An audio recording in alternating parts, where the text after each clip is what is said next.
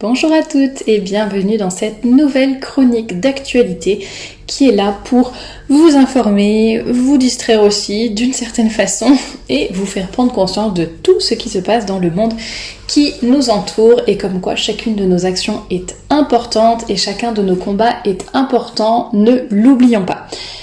Je vais commencer par des nouvelles plutôt positives, on va dire ça comme ça, et juste avant de commencer, je vous recommande bien évidemment de vous abonner à la chaîne, de mettre des petits pouces bleus et des commentaires si cette chronique vous a plu. C'est vraiment ce qui va soutenir mon travail et beaucoup m'aider, surtout en ces temps troublés où la plupart de mes vidéos sont démonétisées ou alors... démonétisées, puis après YouTube se rend compte qu'en fait non, ils auraient pas dû les démonétiser, c'était une erreur de leur part, mais à ce moment-là, généralement c'est 1 ou 2 semaines après la sortie des vidéos, donc de toute façon, la plupart des gens les ont déjà vues. Bref, tout ça pour vous dire que votre soutien est important et je vous remercie pour votre fidélité également. Alors, pour commencer par quelque chose de positif, je crois que je vous l'avais dit dans une chronique précédente que je suis en train de découvrir une nouvelle série sur la reine Victoria, la série avec Jenna Coleman, et l'un des protagonistes, qui était donc le cuisinier de la reine dans la série, veut aider une personne, c'est au moment des grandes famines en Irlande, veut aider une des autres servantes en fait qui veut envoyer de l'argent à sa famille qui n'a plus de quoi se nourrir en Irlande, et en fait il prend sa montre en or qui était un cadeau très, très précieux pour lui qu'il avait reçu et il l'offre à cette servante pour qu'en fait pour qu'elle puisse revendre cette montre et envoyer l'argent de la vente à sa famille en Irlande. Et il dit la personne qui me l'a offerte trouvait que ça me donnait un air de gentleman, mais je préfère être jugé sur mes actions plutôt que sur mes apparences, enfin mon apparence.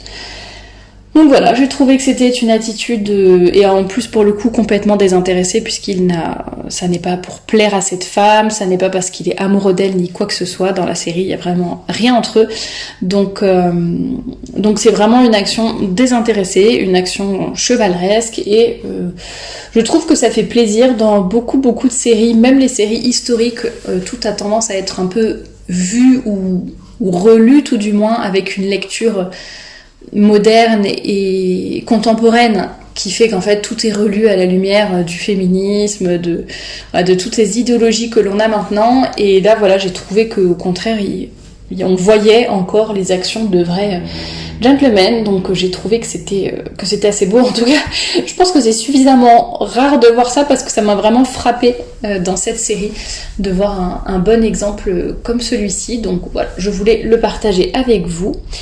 Et autre chose positive aussi, là je vais vous mettre les images à l'écran, c'était le baptême au mois d'août du fils, un baptême dans la famille royale de Suède, le 3e enfant du prince Carl Philippe de Suède et donc de son épouse Sofia, un petit Julien, enfin c'est Julian, je sais pas trop comment ça se dit en suédois, mais bon, je suppose que c'est Julien en français, et donc à l'occasion de ce baptême, donc toute la famille royale suédoise bien sûr était là, et la plupart étaient très bien habillées, très décentes, très jolies, féminines, etc. Donc je vous mets 1 ou 2 photos, mais j'ai trouvé ça sympa aussi, et il faut savoir voir la beauté et l'élégance là où elle est. Et je rappelle évidemment qu'il n'est pas besoin de faire partie d'une famille royale ou d'être, d'avoir de l'argent pour être féminine et élégante. D'ailleurs, à ce propos-là, vous pouvez écouter ou réécouter le témoignage de Charlène sur la chaîne YouTube qui est paru il y a quelques temps et où elle parle justement de cela en disant qu'il n'y avait pas du tout besoin d'avoir de grands moyens pour être jolie et élégante. Donc je vous encourage à écouter son témoignage si vous ne l'avez pas encore fait.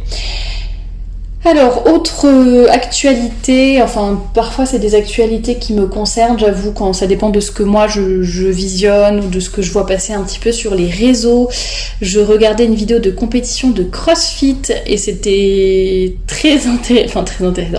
C'est du bon sens, mais c'est drôle de voir ce qui se passe. Donc la fille expliquait le circuit, c'était des équipes en fait mixtes, donc 2 garçons et une fille dans chaque équipe. Et la fille expliquait ce qu'ils allaient faire comme mouvement, comme exercice, enfin ce qui était demandé. Elle expliquait avant chaque, je sais pas comment ils appellent ça, avant chaque round ou avant chaque tour, en fait, elle explique, bon, on va devoir faire tant d'abdos, tant de burpees, tant de relevés couchés, je ne sais pas quoi, et elle explique à chaque fois combien il veut en faire, et comme c'était donc des équipes de 3, en fait, soit ils se relaient, soit ils doivent tous les 3 le faire en même temps, ça dépend des épreuves. En tout cas, à chaque fois qu'elle le disait, elle disait bon alors les garçons ils porteront ça et moi je porterai ça. Évidemment, à chaque fois elle avait un poids qui était inférieur, qui est déjà énorme et très bien et que je serais incapable de porter, donc ça n'est pas du tout l'idée. L'idée n'est pas du tout de désavouer cette crossfiteuse, je ne sais pas si ça se dit, cette sportive, mais plutôt de montrer tout simplement le bon sens que oui, effectivement, dans les sports, hommes et femmes ne portent pas la même chose ou n'ont pas les mêmes c'est pas des réglementations, mais enfin il n'y a pas les mêmes exigences envers les uns et envers les autres. Ça paraît une évidence de le dire, mais en fait moi ces petites choses me sautent aux yeux maintenant, parce que ça a beau être du bon sens, en fait autrefois justement il y avait beaucoup de choses qui étaient de bon sens, et parfois je me dis tiens c'est bizarre, pourquoi les féministes ne disent rien à ce moment-là, tiens si on était bêtes à leur manière et qu'on pensait égalité plutôt que équité et qu'on pensait quota et copier-coller du sexe masculin au sexe féminin sans réfléchir, on en arriverait à des choses aussi idiotes que de dire non, il faut porter la même chose dans des compétitions ou il faut avoir le même niveau d'exigence pour les hommes comme pour les femmes, ce qui serait évidemment dénué de bon sens. Je ne sais plus si je vous l'avais raconté en chronique d'actualité, mais que j'étais allée faire une prise de sang et que l'infirmière en fait avait coché sur la feuille automatiquement. Elle m'avait demandé mon nom, mon adresse, parce que ça elle les connaissait pas. Par contre, elle avait coché directement sexe féminin et j'avais presque envie de lui dire mais qu'est-ce qui vous fait penser? Comment osez-vous insinuer que je sois une femme? Enfin, vous voyez, dans ces cas-là, si on veut, évidemment, je ne l'ai pas fait. Et évidemment, je suis une femme, mais tout ça pour dire que si on voulait pinailler ou aller vraiment dans l'extrême idiotie comme certaines personnes, on pourrait vraiment le faire pour beaucoup de choses. Ceci dit, ça pourrait être assez drôle, mais du coup quand on voit du bon sens passer, en fait on est juste content, quoi. Voilà. Ça j'ai pareil, mais je sais pas pourquoi mon fil d'actualité sur Instagram me montre des trucs pareils, mais j'avoue que parfois je clique en fait en me disant tiens pour mes chroniques, et donc je pense qu'après ça me suggère un peu dans des choses des mêmes un peu des mêmes catégories ou sur les mêmes sujets. Une publication Instagram du compte Meuf Cocotte que je ne connaissais pas avant, et on voit une image que je vous montre à l'écran, donc avec le mot-clé truc à normaliser, et c'est marqué en gros on devrait normaliser les marques de culottes sous le pantalon. Parce que en gros une fille témoigne en disant qu'elle a eu une remarque d'une vendeuse à propos de ça et qu'elle lui avait répondu bah si j'ai une culotte mais c'est pas un secret non. Voilà, donc apparemment comme on porte des culottes et que ça n'est pas secret, donc on s'en fiche de voir la marque de la culotte, et on porte beaucoup d'autres choses en fait, et puis même le corps féminin finalement c'est pas non plus un secret, tout le monde sait comment il est fait, allez, on va tous vivre nus, je pense que c'est une bonne solution. Au-delà du fait que les marques de culottes, que ce soit sous un pantalon ou sous une jupe d'ailleurs, soient totalement inesthétiques. En fait moi c'est ça la première chose qui me choque, c'est que je trouve ça vraiment que ça manque d'esthétique. Bien sûr ce n'est pas du tout décent non plus, et ça attire l'attention.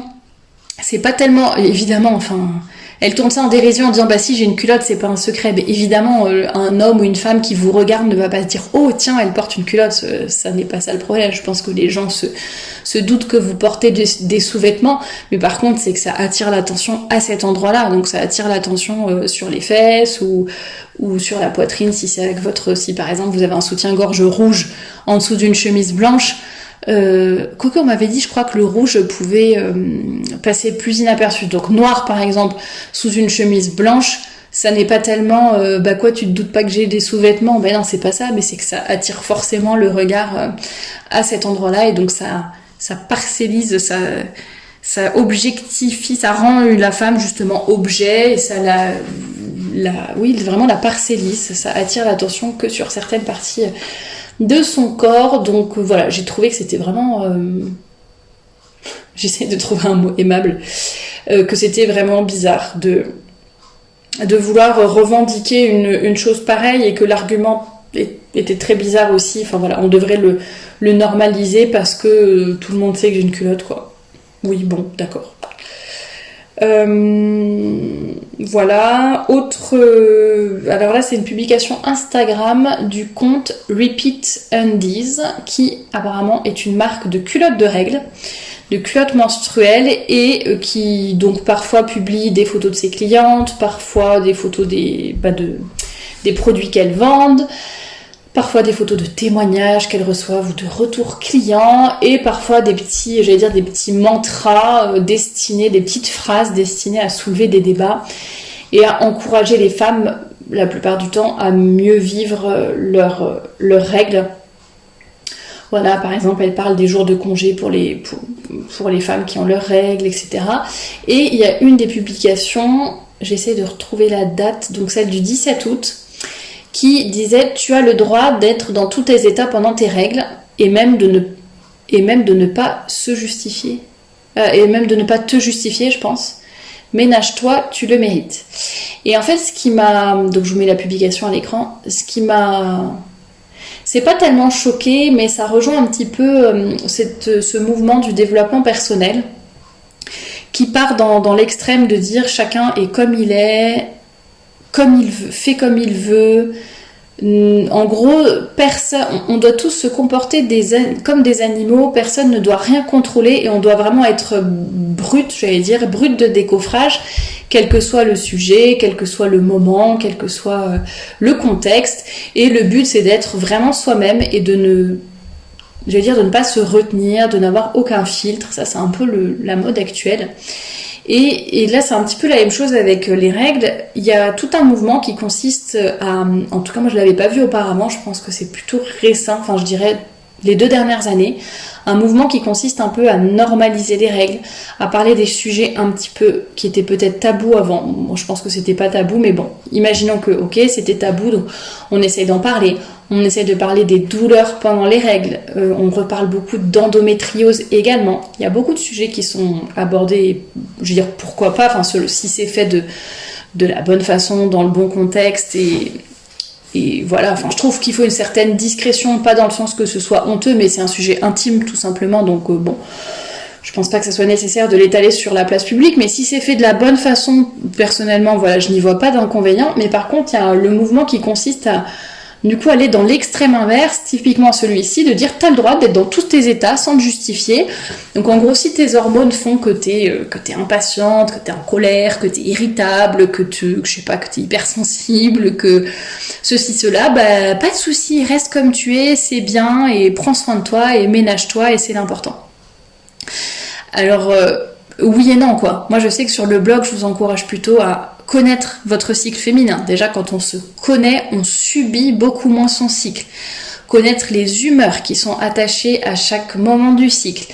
Essayer d'identifier qu'est-ce qui est le plus difficile pour vous, qu'est-ce que vous subissez justement et que vous avez du mal à contrôler. Est-ce que vous devenez irritable, est-ce que vous pleurez pour un rien, est-ce que c'est juste entre guillemets, est-ce que c'est plutôt des douleurs physiques, des douleurs psychologiques, enfin voilà, comment vous vous sentez, qu'est-ce que vous pouvez peut-être mettre en place pour éviter justement de hurler sur tout votre entourage ou pour que ça se passe bien au bureau ou je ne sais quoi. Voilà, on essaye de voir un peu une limite que l'on peut avoir, quelque chose qui peut nous porter préjudice et voilà, c'est normal, on peut pas être au top tout le temps et il y a des moments on est au creux de la vague, mais justement c'est identifier ces moments, c'est les accepter, déjà faire tout un travail psychologique, mais c'est aussi essayer de voir comment est-ce que je peux dans ces moments-là rester la plus normale possible, non seulement pour les autres, mais j'allais dire en premier pour soi. C'est jamais agréable pour soi de se dire je suis irritable, je réagis au quart de tour, je pleure pour un rien, ou alors je me bourre de kilos de sucre avant d'avoir mes règles, etc. Vous voyez, je pense que en premier, c'est nous qui sommes un peu prisonnières entre guillemets de ces hormones. Et justement, le but, c'est de contrôler ça au maximum, d'atténuer au maximum les effets indésirables qui entourent les règles, effets indésirables qui sont plus ou moins forts selon les femmes, syndrome prémenstruel qui se manifeste pour chacune d'une façon différente et chaque mois pas forcément avec la même intensité, ni de la même façon. Donc oui, il faut être indulgente envers soi-même, je suis bien d'accord. Oui, c'est le moment du cycle où si on peut se reposer, se ménager, ne pas être trop exigeante, enlever peut-être des choses de sa to-do list et ralentir le rythme. Évidemment, il faut faire ça. Par contre, au point de dire t'as le droit de faire ce que tu veux, d'être dans tous tes états et t'as pas à te justifier, bon bah pour moi c'est un peu poussé au fait de je ne contrôle plus rien et je fais comme bon me semble. Je trouve ça un petit peu dommage et pour la personne qui a ses règles et pour l'entourage. Finalement, ça n'est bon ni pour l'un ni pour l'autre, je trouve. Autre actualité qui concerne un film d'animation français qui est sorti le 11 août de cette année, 11 août 2021, et qui s'appelle Pile, P-I-L. Sur l'affiche du film, on voit une fille. Alors honnêtement, on m'aurait pas dit que c'était une fille. Ah si, parce qu'en fait, il y a marqué ne la traitez pas de princesse. Du coup, on comprend que c'est une fille. Honnêtement, il y aurait juste marqué Pile avec le dessin à côté. Je vous mettrai l'affiche. Moi perso, j'aurais pas forcément deviné que c'était une fille. C'est vrai que maintenant qu'on sait que c'est une princesse, une fille, on remarque, oui, ça doit plutôt être une robe, et voilà, mais bon. Donc cheveux rasés d'un côté ou tressés, je ne sais pas trop, un peu une crête à la punk. Elle est avec ses fouines, enfin vraiment on dirait une SDF. Enfin c'est pas possible quoi. Donc une petite orpheline qui vit avec ses fouines apprivoisées. Elle survit en allant chipper de la nourriture dans le château du sinistre régent Tristan, qui usurpe le trône. Un beau jour, pour échapper aux gardes qui la poursuivent, elle se déguise en enfilant une robe de princesse. La voilà alors embarquée malgré elle dans une quête folle et délirante pour sauver Roland, l'héritier du trône, victime d'un enchantement et transformé en chat-poule, moitié chat, moitié poule. Une aventure qui va bouleverser tout le royaume et apprendre à Pile que la noblesse peut se trouver en chacun de nous. Alors je crois que j'avais regardé la bande-annonce et surtout j'avais regardé un petit reportage de la chaîne M6 à ce propos-là et c'était vraiment délirant, tellement c'était féministe et tellement c'était une inversion totale et constante de tout ce qu'on a envie de... Enfin en tout cas moi de tout ce que j'aurais envie de transmettre à mes filles. C'est vraiment déjà par sa dégaine évidemment, on voit qu'elle est... plus elle est sale et plus elle se néglige, limite mieux c'est, voilà, c'est la libération. Ensuite, donc, et plus elle s'éloigne de sa féminité surtout, que ce soit dans ses apparences ou dans ce qu'elle fait. Évidemment, c'est la femme qui vient au secours du pauvre homme qui avait l'air totalement stupide et débile, enfin voilà, il n'y a pas d'autre mot. Donc voilà, on montre l'homme faible, bête et voilà, et la femme qui surtout ne veut pas être une princesse, et voilà. Ceci dit, je trouve que, bon, tout ça pour la morale de l'histoire, c'était surtout de dire que, voilà, même dans tous les livres, on en discutait avec Valérie Daubigny, tous les livres, Valérie Daubigny avec qui j'ai fait une émission sur Radio Courtoisie et aussi un entretien sur ma chaîne à propos de la transmission et de la beauté, donc n'hésitez pas à aller écouter. Et elle le disait elle-même qu'effectivement, beaucoup de livres, de films, etc., beaucoup de supports pour la jeunesse, même pour les tout petits, tout est imprégné, de l'idéologie féministe, de l'idéologie transgenre, de toutes les idéologies que l'on a à l'heure actuelle dans notre société, et même chez les tout petits. Donc vraiment faites attention aux livres et aux films que vous mettez à vos enfants, c'est vraiment super important. Et même si ça n'est pas, je ne sais pas, vulgaire ou amoral en soi, ce sont des messages qui passent. Et voilà, c'est dommage et il faut y faire attention. Alors je ne dis pas que toutes les filles doivent être des princesses, je ne dis pas qu'il ne peut pas y avoir des tempéraments un peu plus forts, un peu plus masculins, un peu plus entreprenants, un peu plus aventuriers. Ça ne fait pas de vous des femmes moindres ou des femmes moins féminines, ça n'est pas du tout la question. Je pense que vous aurez compris mon propos, on peut très bien être forte, courageuse, aventurière et tout ça, tout en restant féminine tout en restant vraiment femme. Là, c'est plus la caricature d'aller dans l'extrême opposé et de servir ça sur un plateau d'argent à des enfants. Et dernière actualité pour ce mercredi, c'était une publication de la page Facebook Oser le féminisme du 17 août toujours, qui parle de la misogynie de l'article du journal Var Matin qui parlait d'une femme en situation de prostitution qui a porté plainte pour viol. Et bon, après, je ne sais pas du tout ce qui est vrai, pas vrai, enfin voilà, je ne suis ni policière ni journaliste, mais ce qui est assez intéressant, c'est de voir le traitement de l'information par la page Facebook Oser le féminisme. Donc apparemment, ce qui s'est passé, c'est que donc cette prostituée qui travaillait donc comme escorte a ouvert la porte à un livreur. Elle dit que le livreur l'aurait violée, mais le livreur il dit que non. Enfin, en gros, c'était une prestation. Enfin, c'est triste, mais voilà, qu'il avait payé pour avoir des rapports avec cette femme et voilà. Et effectivement, ils ont vu des échanges de SMS sur ce site d'escorte, donc c'était évident que la fille était une escorte, malgré tout ce qui s'était dit autour. Et le jeune homme a donc été remis en liberté. Et en fait, Oser le féminisme dit que le récit est vraiment culpabilisant et remet toute la faute sur celle qui est censée être la victime, donc l'escorte. Et ils disent le fait d'inciter une personne à se prostituer ou tirer profit de la prostitution d'un tiers est illégal. Ainsi, dans l'hypothèse où le viol n'était pas celui décrit par la jeune femme, donc là elles se mettent dans l'hypothèse qu'effectivement il n'y a pas eu viol, tout client d'une personne en situation de prostitution achète, d'ailleurs une faute d'orthographe, achète le droit de violer femmes et enfants. Donc là il y a une espèce de raccourci. Bon, ceci dit, je suis loin d'être pour la prostitution, vous pouvez vous l'imaginer, mais ce que je trouvais vraiment intéressant là, c'était le traitement de l'information, c'est-à-dire beaucoup de mauvaise foi, une espèce de retournement constant, voilà, quoi qu'il arrive, la femme est victime. Ceci dit, et bon après je ne connais pas cette femme et je ne sais pas ce qui lui est arrivé dans sa vie ni pourquoi elle se prostitue, mais voilà, je trouve que le traitement de l'information est assez intéressant et surtout de dire que alors moi ce qui m'a le plus étonnée, elles disent également le livreur en l'occurrence profite d'une femme victime du système prostituteur et doit être tenu responsable. Et ça m'a beaucoup étonnée parce que souvent, alors à vous de me dire, j'ai essayé de retrouver les sources, mais j'avais pas le temps et donc je les ai pas retrouvées.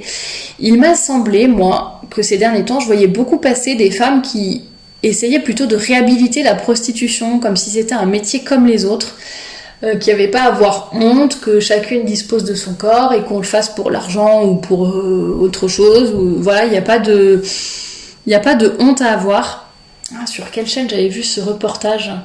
Une fille qui était vraiment contente, fière d'être... bon, elle n'était pas prostituée, elle était escorte, hein, c'est un peu le même principe. Et vraiment, c'était son métier, et elle en parlait ouvertement, à visage découvert, et pas de problème, et elle l'assumait. Alors, c'était pas la majorité des filles qui sont comme ça. Puis, il y a aussi la prostitution forcée, bien sûr, je n'en parle pas. Là, je parle de vraiment quand on choisit librement de le faire. Enfin, est-ce qu'on est vraiment libre ? Je n'en sais rien, mais bon. Et voilà, je trouvais qu'il y avait un mouvement ces derniers temps qui constituait plutôt à normaliser la prostitution et à essayer de redorer l'image des escorts, des prostituées, de toutes ces femmes qui vendent leur corps pour de l'argent, d'une façon ou d'une autre. Et du coup, j'avais été assez surprise, je l'avoue, de cet article. Alors, d'après mes recherches, il y aurait effectivement des féministes abolitionnistes et des féministes non abolitionnistes. Comprenez abolition de la prostitution ou pas. Et voilà, mais j'ai trouvé ça un peu incohérent. Et puis, à leur façon de traiter leur corps aussi, leur sexualité, la façon dont elles s'exposent. Je trouve que ce n'est pas du tout cohérent avec le discours féministe de traiter les choses de cette façon, et surtout j'avais trouvé que c'était pas très honnête voilà, quoi qu'il arrive, en gros, même s'il y a des preuves, même si ceci, cela, bon bah ça sera toujours la femme qui qui sera victime. Bon là c'est une situation compliquée et je ne me risquerai pas à dire qui a tort, qui a raison, est-ce que le jeune homme aurait dû rester en prison ou pas, mais enfin en prison en garde à vue, mais en tout cas je trouve que c'est un traitement de l'information qui est au mieux malhonnête ou en tout cas incohérent avec ce qui se dit d'habitude et avec leur position habituelle. Je ne sais pas ce que vous en pensez. N'hésitez pas aussi à réagir en commentaire. Les chroniques sont là pour justement qu'on réfléchisse ensemble également. Donc n'hésitez pas à réagir en commentaire. Et puis je vous mets comme d'habitude toutes les sources, les articles, les liens dans la description de la vidéo. Vous aurez également les liens vers tous mes réseaux sociaux. Et je vous dis à très bientôt pour un nouveau podcast.